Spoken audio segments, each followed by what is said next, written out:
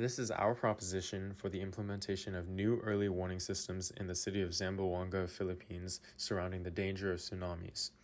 Starting off with the background of our location, the first thing you can notice when looking at the map is the extremely mountainous region taking up a majority of the landmass in the image.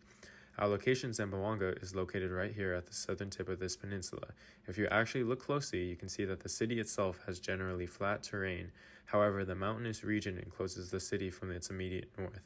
As mentioned earlier, this city is on the southern tip of the Zamboanga Peninsula, which means that the remaining boundaries of the city are filled by ocean on the east, west, and south. Only one major road goes through Zamboanga towards the north. However, as you can see on the image, it follows the coastline very tightly, which could become a danger if a tsunami hits at the right angle or if any obstruction occurs. Some previous issues that inspired the need for new evacuation routes and alert systems came from an article in 2017 published by a Philippines news agency. This article reported on a story about false alarms in the region of Zamboanga. These false alarms came from a group of people driving up the city in motorcycles, shouting that a tsunami was coming and to evacuate. These claims came in the middle of the night, and with no way to verify these claims, residents fled for the hills to the north in fear. The residents could not afford to simply ignore or react slowly to these claims, as Zamboanga lies in a region highly susceptible to tsunamis, and any doubt or slow reaction could potentially cost them their lives. This is what inspired us to come up with a solution to implement a system that could ensure accurate tsunami alerts that are only accessible by appointed officials.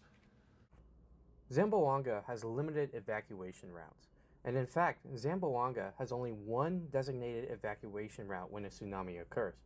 And of course, this increases the risk that congestion can happen, as one evacuation route is just not enough to support the whole population of Zamboanga.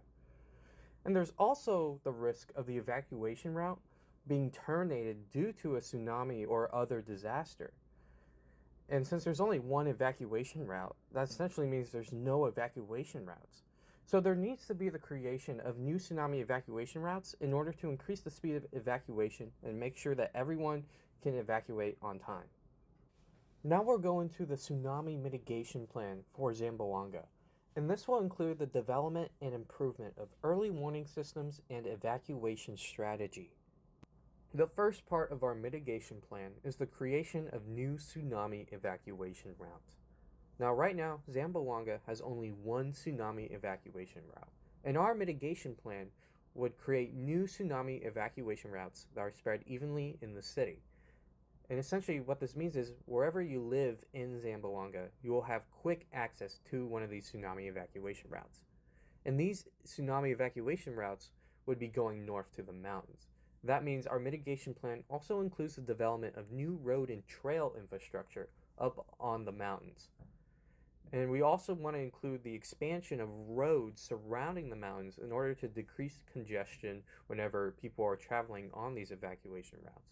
And finally, we'll have an evacuation shelter, which is essentially these large minimalistic cabins to provide, shelter in event of a disaster occurring. All right, moving on to the creation of a new alarm system. We're going to create a new alarm system utilizing deep ocean reporting of tsunami buoys, also known as DART buoys, D-A-R-T.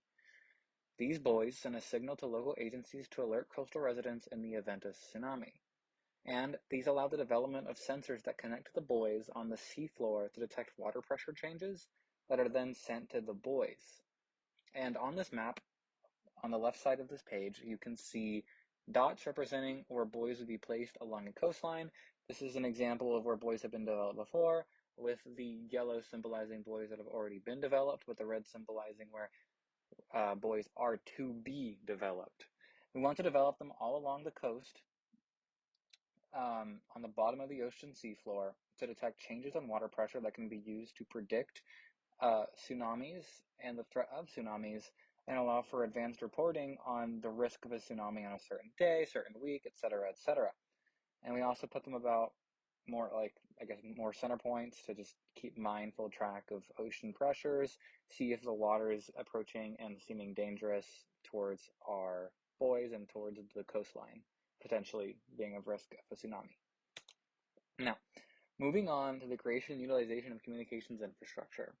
We're going to create a governmental alert in the Philippines that interrupts all current broadcasts to provide evacuation notices and preceding steps. This would be like an amber alert for your television, for your phone, for everything, because it would pop up and you wouldn't be able to ignore it. It's an uninterruptible broadcast that would provide evacuation details of an incoming tsunami that would allow for the swift evacuation of residents, and how to do such.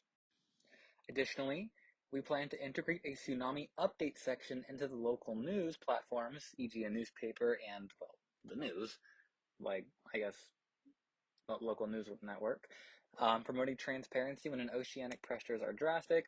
These news platforms will keep a live update of the buoys and the pressure levels, and will alert people whenever pressures are getting high, even if there's not necessarily a tsunami incoming, just so people can be mindful and be prepared in case levels rise further and there is a tsunami. This will allow for greater psychological preparedness, as the tsunamis are going to come off as much less of a shock and are going to be tracked by the public in a way that people are more prepared and people are ready to evacuate, instead of just being caught off guard by that simple alert that occurs whenever a tsunami is incoming and undeniable. Above, you can see there is an image from a broadcast from a news network reporting in Japan. We're going to mirror what they have done. You see on the left of the broadcast that there's a report on where the tsunami has already reached, and on the right there's warning areas and advisory areas that describe where people should and should not be worrying about a tsunami. We're going to include on top of this details about pressure levels and be very transparent with the public so people are ready to evacuate. Plans costs. While these plans sound good for all the right reasons, they also come with high costs. These costs can range from a couple thousand to millions. This is also not even considering the maintenance of these plans. New alarm systems can cost several millions of dollars in USD with just the installation. An additional cost goes towards paying for maintenance of these new systems, costing hundreds of thousands. New evacuation routes can also cost governments a substantial amount to not only create but also keep up with. These costs are difficult to pay with time, especially in nations like the Philippines.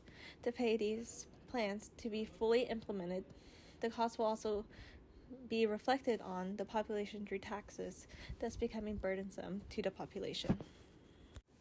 In conclusion, improving the current warning systems and evacuation routes and implementing communication disruptions in Zamboanga allows for more people to be prepared for a tsunami. While these mitigations will improve the current plans, they come with high costs directed at the population. With all of this in mind, our proposal for improving tsunami preparedness comes with the benefits of saving more people, but also the costs of doing so. Thank you for watching our proposition over tsunami early warning systems in Zamboanga, Philippines.